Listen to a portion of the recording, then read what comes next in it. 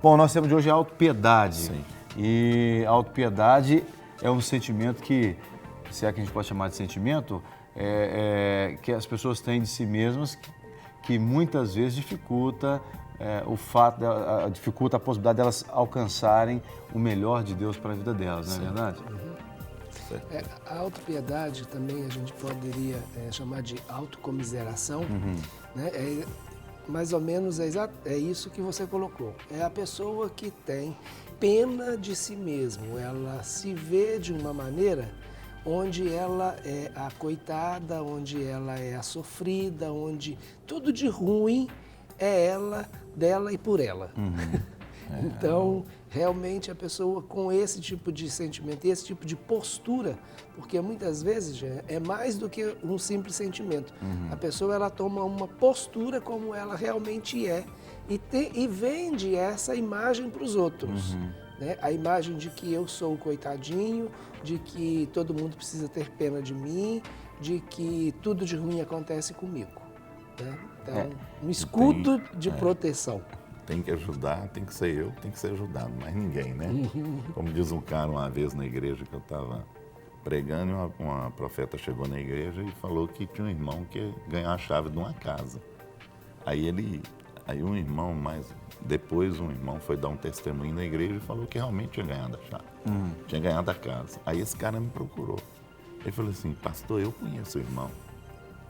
Eu é que mereço essa casa, não o irmão, você entendeu? Meu Deus. Eu preciso, eu que sou necessitado. Aí colocou um monte de qualidades para baixo, né? Que o outro não merecia, não. Ele merecia. Ele arrumou um monte de adjetivo para mostrar que ele era o desgraçado. desgraçado. Dele era muito maior. O desgraçado do contexto, o desfavorecido era ele. Eu achei assim interessante. Eu gostaria de ler um versículo aqui, no Salmo 69, 2 e 3, que fala assim: atolei-me num profundo lamaçal, onde se não pode estar em pé. Entrei na profundeza das águas, onde a corrente me leva. Estou cansado de clamar, a minha garganta se secou, os meus olhos desfalecem, esperando o meu Deus. Então aqui o salmista, aqui, ele se coloca lá no fundo do poço mesmo. Eu gostaria de deixar uma questão aqui sobre autopiedade. Autopiedade ou autocomiseração é um meio de vida, é um castelo em cinza onde os desertores da vida se escondem. Um pobre coitado deve ser isento de responsabilidade crítica, afinal, ele é tão indefeso. Isso é muito forte, hein? O autor aí fala, é um meio de vida. De vida. Né? E um castelo onde muitos se refugiam, daqueles que já se sentem não merecedores da vida. Ele é o pobre coitado, ele não merece nada, então ele está ali por baixo, né? Está bem baixo mesmo. Se tiver uma escada, ele é o primeiro degrau lá, ele está lá embaixo. Né? O cara que está lá no 7º degrau, ou no outro lá, está muito acima dele. Se estiver no 2º, já está acima dele. Ele se sente bem baixo mesmo, para que todo mundo olhe para ele. Você entendeu? Não, coitadinho desse, coitado dele, ele precisa, ele necessita. E ele faz com que isso traga atenção para ele. Nós podemos dizer que a autopiedade é bem diferente da rejeição, né? Embora parece que caminham juntas, mas a rejeição talvez seja um sentimento que a pessoa tem, mas que não a faz ver e estar presa naquele lugar ali, onde a autopiedade, a autocomiseração tenta manter o indivíduo. A questão, por exemplo, a rejeição, a pessoa vai se sentir rejeitada.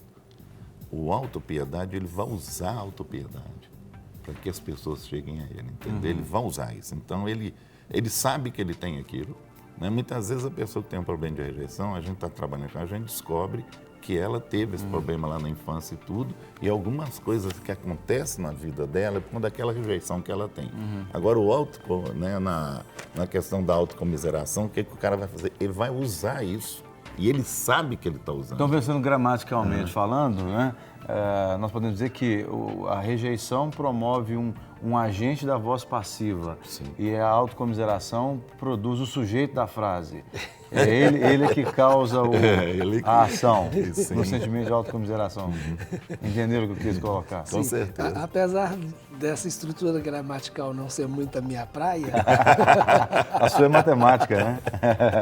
Mas nas contas, no final das contas, é a mesma coisa. Mas vale a pena a gente ressaltar entre a rejeição e a autopiedade, que na rejeição a pessoa ela é uma vítima. Ela passou por uma situação onde ela é rejeitada e passa a ter um comportamento de quem é rejeitado, mesmo muitas vezes não se sentindo e não se vendo coitado. Né?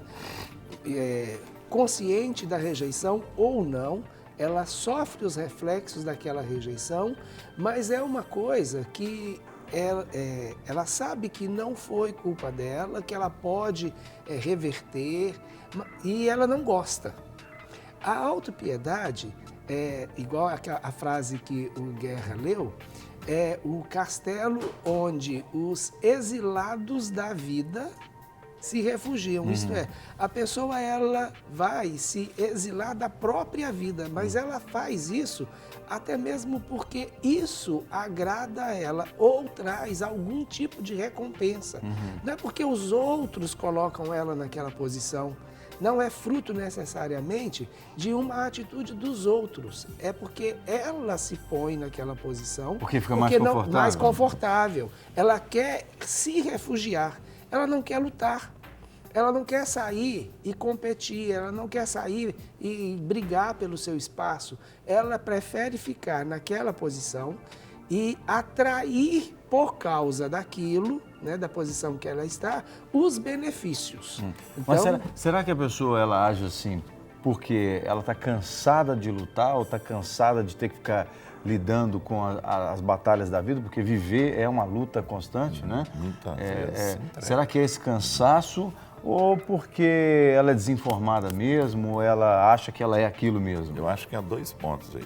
Ao que cansou e traz a autocomiseração para... Já que ele está cansado das coisas, eu vou trazer essa autocomiseração para as pessoas me servirem.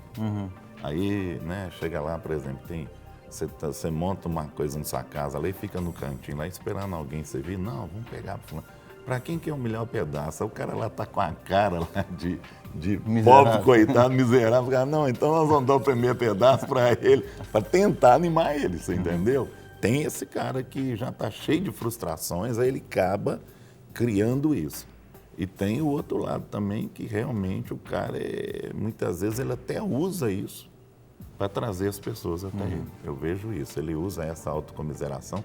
Muitas vezes pode ser a artimanha da pessoa, para tentar estar no meio, tentar chegar e fazer com que as pessoas cheguem a ele e valorizem ele. Chamar a atenção para si. Essa é uma coisa interessante. Aí tem a ver com a situação, por exemplo, a pessoa que, voltando na relação da rejeição com a autopiedade, se a pessoa teve uma experiência de rejeição e hoje ela sente necessidade de ser compreendida e aceita, ela vai usar mecanismos para atrair a atenção para si. Uma destas armas pode ser a autopiedade. Então, ela, através da autopiedade, ela manipula as pessoas para que as pessoas cheguem até ela e façam o que ela quer.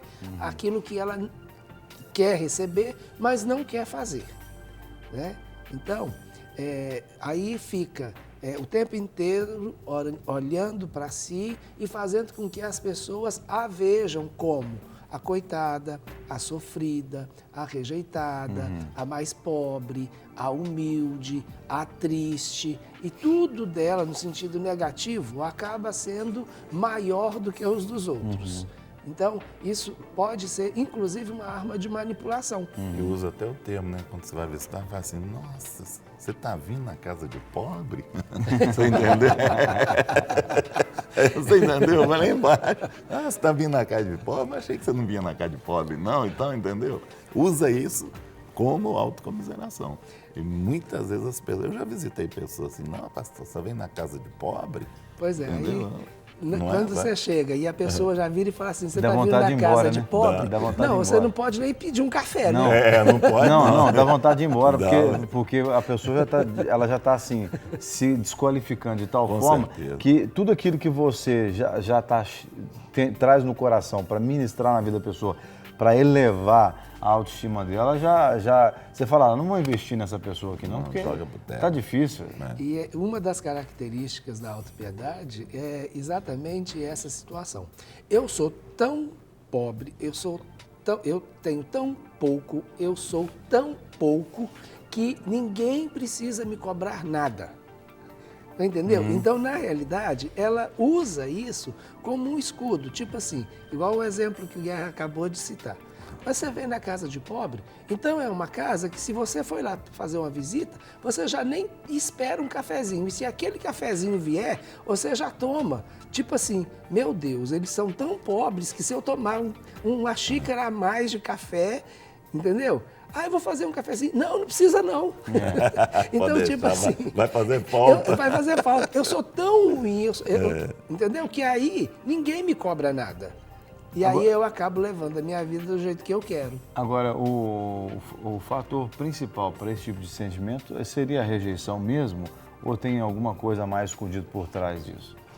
Já, eu creio que tem mais coisas por trás, além da rejeição. A rejeição pode levar a um sentimento de autopiedade? Sim. Mas a própria questão do medo da vida e o medo das cobranças em relação à vida, sabe? Ele leva a pessoa a essa situação. Então, eu não quero ser cobrado. Ou, quando eu sou cobrado, eu tenho automaticamente que dar uma resposta. Então, eu prefiro armar uma situação onde ninguém me cobra nada, que aí eu não sou obrigado a responder à expectativa de ninguém. Se eu sou tão ruim e eu vendo a imagem de que eu sou tão pouco, ninguém vai ter uma expectativa grande em cima de mim. Então, eu vou viver a minha vidinha tranquila, entre aspas. Seria mais ou menos assim, como aquela criança que os pais estão ensinando a ajudar na casa, como, por exemplo, lavar vasilha, e a criança até sabe fazer direitinho, mas com preguiça de fazer, para não ser chamado para fazer, começa a fazer mal feito, o pai e a mãe falam, não, esse aqui não presta, tá vendo? Eu sou ruim mesmo, não sei fazer aqui. Exatamente. E o ensinamento também, que eu, quando pastorei uma igreja no interior, eu peguei uma família, e o cara virava para mim e falava assim, não, minha família vive com salário mínimo, e eu sou um emprego de um salário mínimo, eu caso e vou viver com ele. Eu falei, meu cara, isso aí é autocomiseração que estão passando para você. Não, pastor, lá todo mundo vive assim, com pouco, não sei o que lá. Então foi passada essa criação. Aí eu comecei a trabalhar a família e mudar esse contexto. Inclusive esse rapaz, depois ele estudou, começou, arrumou um emprego bom. Ele falou, realmente você tem razão. Me passaram uma coisa na família que não. Eu falei, lógico, é seu pai um autocomiserável daqueles bravos. Isso não é muito propício, por exemplo, nos ambientes onde aquela ideia de karma é difundida? Sim. Você pega, por exemplo, alguns países como a Índia, né? Isso. O cara fala, não, eu sou dessa casta aqui, eu nasci para viver, para sofrer. Isso. Então eu estou aqui nessa terra para sofrer. Não traz muito essa ideia? Traz. Inclusive essa ideia de castas, né? Onde você tem as castas inferiores e que são praticamente impossibilitados de ter ascensão porque eles nasceram para viver nessa casta, isso traz muito esse sentimento, né? Porque a pessoa, e não é só um sentimento, porque já é uma imposição, inclusive religiosa e social. Então ele não tem mais acesso, né, a nenhum outro nível de organização que não seja aquele, porque ele nasceu daquele jeito. E aí tem aquele negócio de novo, né? A síndrome da Gabriela. Eu nasci assim e vou morrer assim. Sim. Esse é um sentimento... Ou do Zachary Smith, ó céus, ó dor. Isso, exatamente. Exatamente. Ó céus, ó dor, ó vida. Ó então, vida. tudo dele é assim. Isso tem muito a ver com um sentimento que, às vezes, aflora na questão das minorias.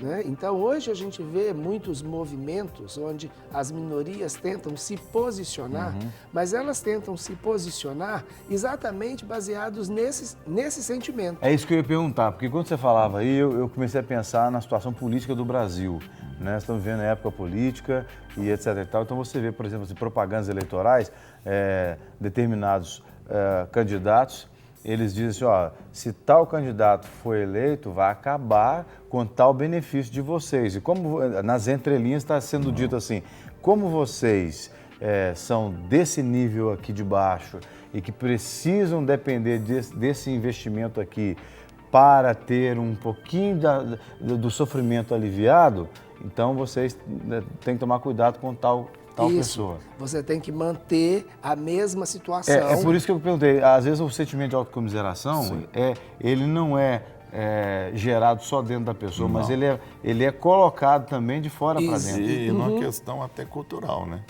Porque ele vem e você vai para muitos lugares aí, Nordeste, alguns lugares, né? O Rogerinho já fez missões aí, você também já fez.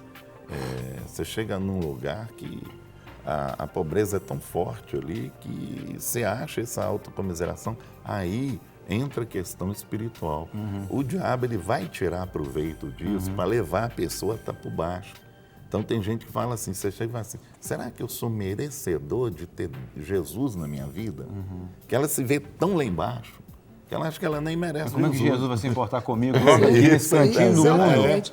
Ou eu sou tão pecador que não mereço nem perdão. Tão miserável, né? Exatamente. Então, esse sentimento de autocomiseração, de autopiedade, ele inclusive interfere nas questões espirituais, no sentido da pessoa virar e falar assim, não, meu pecado é grande demais.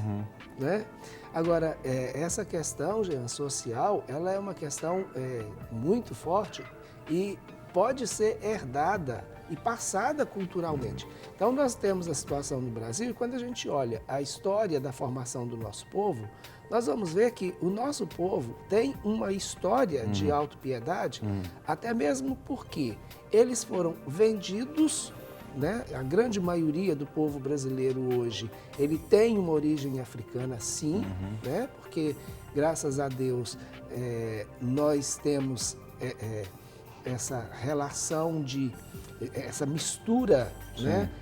Miscigenação muito forte no país. Miscigenação muito forte no país. Nós não temos grupos específicos, né, de uma raça única. Hoje, graças a Deus, o nosso preconceito não é nessa direção. Aliás, né? que é um ponto positivo para uma nação, né? Sim. Porque uma nação com diversas características, né, etnias, e isso é muito importante para a nação. Então, você vai percebendo que isso já vem incutido na nossa própria cultura e herança familiar, né?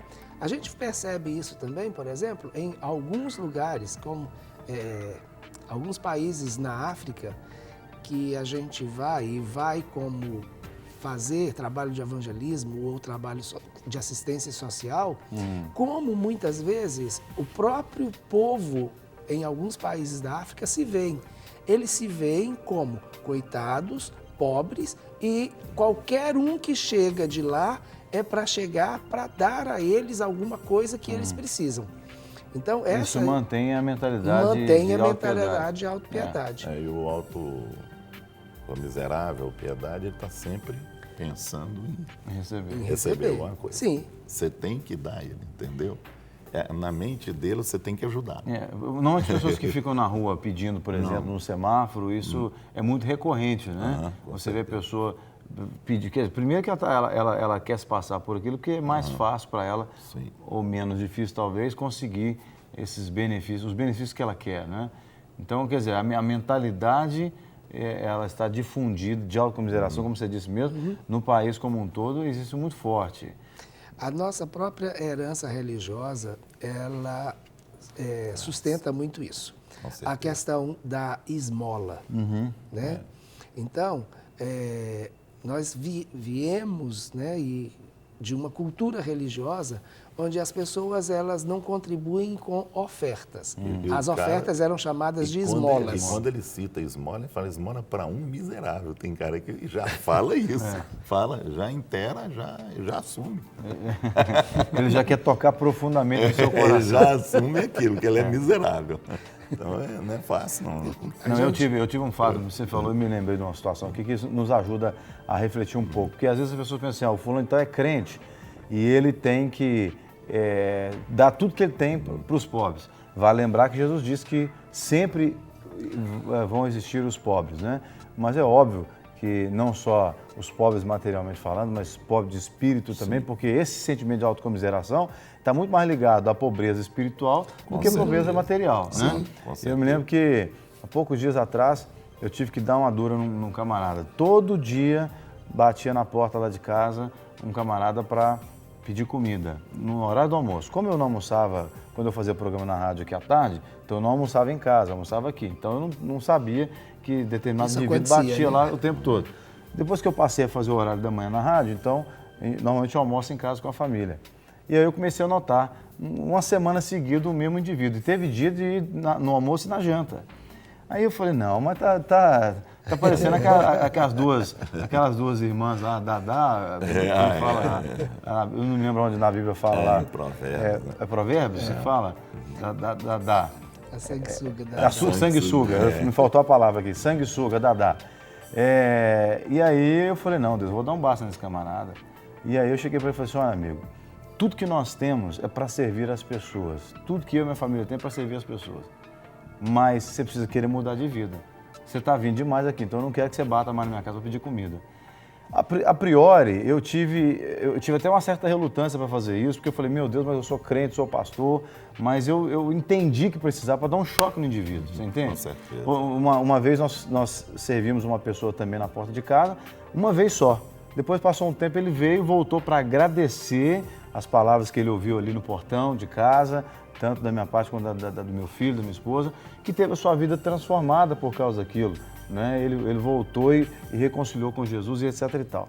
Então, quando o indivíduo ele tem sentimento de autocomiseração, na minha opinião, ele tem que tomar choque o tempo todo para ver se sai dessa posição de conforto. Ele tem que ser confrontado, né, naquela situação para ele entender que ele tem que sair daquela. Claro. Entendeu? Porque senão ele vai criando e ali o diabo vai derrubando aquela pessoa e vai só atolando ela. Ele vai só empurrando ela para o atoleiro. Daqui a pouco ele afunda totalmente, acabou a vida do cara. Então tem que ser confrontado. E a argumentação é sempre essa. Não, eu não tenho... A grande maioria, ninguém me dá oportunidade. Eu sou um desgraçado que ninguém me dá oportunidade. Normal. Né? E aí Deus tá com você, ele dando a oportunidade para o cara e ele não enxerga isso. Um texto bíblico muito interessante, Jean, é o texto de Jesus na entrada de Jericó, quando ele cura Bartimeu.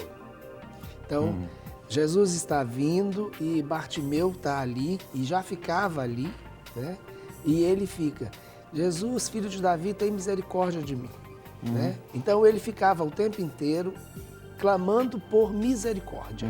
Ali era o lugar que ele ficava, ali onde ele recebia as esmolas, ali era o lugar onde ele se alimentava, tirava o seu sustento. Mas quando ele vai ter com Jesus, ele deixa a capa, que era a garantia do seu estilo de vida. E Jesus o confronta. O que você quer que eu te faça? Né? Então, ele teve que abrir mão do estilo de vida antigo. Então, Jesus curou, né? Ele teve de volta a visão, mas ele não pôde mais voltar para o estilo de vida que ele tinha antes. Inclusive, a Bíblia fala que num salto ele foi ter com Jesus. Né? A situação um pouco diferente foi aquele episódio do moço que estava no tanque de Betesda, 38 anos, que Jesus pergunta o que ele queria e ele começa a se explicar. Exatamente. Eu não tenho ninguém, eu sou um pobre coitado de mim. Estou aqui, toda hora que o anjo mexe na água, alguém entra na minha frente, quer dizer... Ninguém tem, não há ninguém aqui para me julgar lá dentro, nem para me chutar dentro do tanque. Ele com o dono da cura na frente dele vai se explicar. E explicando aí o alto, com misericórdia, o alto piedade, ele se explica. Né? Ele vai se explicando e se colocando abaixo. Ele é convencido disso. Ele é convencido e tenta convencer as pessoas. O outro também. Ele tenta convencer, né? Levar o outro a acreditar, né? E muitas vezes a pessoa até acredita. Aí vem perto de você e tal, você já conhece, ó, já conheço fulano aí. Não, mas ele me falou isso. Mas não, essa história aí é decorada. O pastor Márcio pregou no culto ontem, eu fixei bem na mente uma frase que ele falou sobre a mentira e o engano. E ele falou, né, que às vezes a pessoa ouviu uma mentira e aquela mentira se instalou na cabeça dela, né, então ela não sabe que aquilo é uma mentira. Outras vezes a pessoa é enganada mesmo, ela cresceu num contexto em que as pessoas entendiam que aquilo era certo, ou que aquele estilo de vida era o que era normal, né? E às vezes a pessoa ela está tão convencida que aquele estilo de vida dela é normal que para ela é natural ser enxergada pelos outros daquela forma, né? Então, por esse sentimento de autocomiseração. E essa aí tem tudo a ver como a pessoa se vê, a autoimagem dela. Então ela se vê tão ruim, tão pobre, tão carente, tão miserável, que ela passa a acreditar naquilo e só vê aquilo. E é interessante que a pessoa ela prefere acreditar numa coisa que não é o melhor para a vida dela do que acreditar naquilo que, por exemplo, que Deus falou. Deus coloca alguém do lado dela para dizer, não, mas olha o que a Bíblia diz aqui. Ela prefere acreditar na parte que é ruim, que vai mantê-la naquela situação desagradável, ainda que ela aceitou aquilo, né? Do que acreditar na verdade de Deus. Na verdade, Deus está dizendo, não, ele pode mudar a sua história. Aí ele vira e fala assim, mas isso não é para mim. Ele pode lutar, mas eu não estou afim de lutar, que o outro vai lá, luta e traz para mim. Para que eu vou lutar? Tá fácil demais. Não, você falando com um cara que Deus pode mudar, o sentimento de autocomiseração está tão enraizado nele que ele está... Ele quer mudar, não. Para que mudar? Tá bom demais aqui. Agora, como é que a gente trata um indivíduo desse, já finalizando o nosso bate-papo, porque o nosso tempo está acabando? Primeiro, ele precisa do confronto. E ele precisa mudar a autoimagem dele, como ele se vê. Se ele não conseguir mudar a forma que ele se vê, ele não vai mudar. Então, aquilo que a gente repete continuamente, eu sou o quê? O que a Bíblia diz que eu sou. Eu posso fazer o quê? O que a Bíblia diz que eu posso fazer. Então, a pessoa precisa realmente se ver capaz, se ver em um outro nível e sair desse exílio da própria vida. Né? Pegar as armas da sua milícia, entendeu? Sim. Então, eu não tenho que ficar ali à mercê da circunstância. Eu posso me mover, eu posso tomar uma posição. A gente chegou ao final do nosso programa, mas a gente poderia dizer para o pessoal de casa, se tem alguém com quem você convive que é dessa forma, né, ora a Deus para dar estratégias diferentes para mostrar isso para essa pessoa, né, porque senão ela não vai conseguir avançar. E ajuda ele não somando, né? Não reafirmando, o que ele pensa. E ao contrário, confrontando ele. Muito bem. Não é?